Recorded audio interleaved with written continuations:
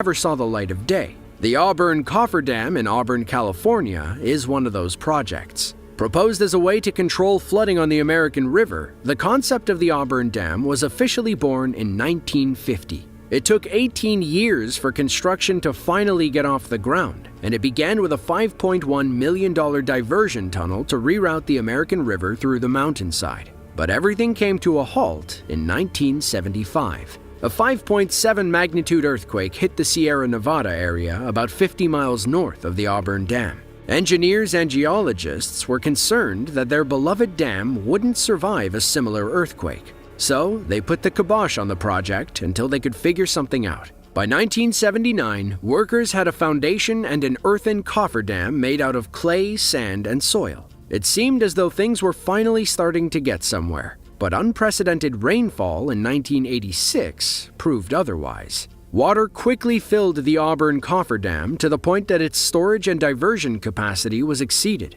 Officials, fearing a disaster, began releasing water from dams downstream, and that's exactly what they got. As excess water poured over the dam, the loose soil quickly began to erode, and while it was designed to do this, it happened at a much quicker rate than anyone expected. Not too long after it first overtopped, the erosion had carved its way into the reservoir itself, greatly increasing the output rate. By 2:30 p.m. on February 18th, nearly half the dam was gone. Ultimately, an even greater tragedy was avoided by the quick thinking of officials to lower the water level of the dam downstream, which was able to hold strong through the disaster. The collapse spurred new interest in building a proper dam, but as of 2022, the Auburn Cofferdam is a catastrophic failure at a different tailings dam in Mariana, Brazil. On November 5th of 2015, the dam at the iron ore mining complex burst, releasing 43.7 million cubic meters of toxic tailings.